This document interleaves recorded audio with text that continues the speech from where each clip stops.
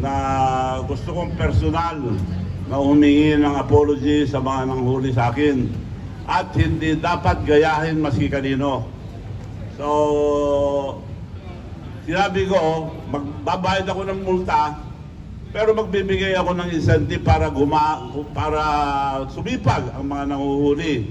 Pero mayroong batas na bawal, baka sabihin suhol. Well, anyway, magbibigay pa rin ako. May resibo naman. Bahala na kung ibigay sa mga nanghuli o bigay ng uniforme or whatever tulong para sumipag ang ating mga enforcer. At nakikiusap din na po ako. Pag may gumamit ang pangalan ko, marami pong gumagamit. Lalo na ngayon, may artificial, ano ba yun? Intelligence. Ginagaya pati boses ko. So, pakihuli na rin yun, mga ganon.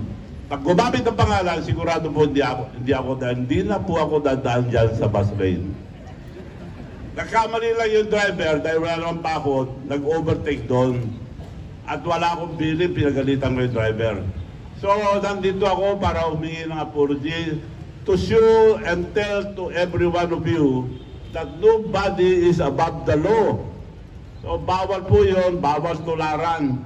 Hindi po yung may iba na nagrarason, nagtatago, ako, iaamin ko, kasalanan ko.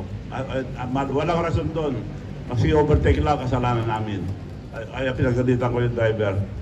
So, Chairman, maski na bawal, magbibigay ako ng pabuya para lalaki ang multa.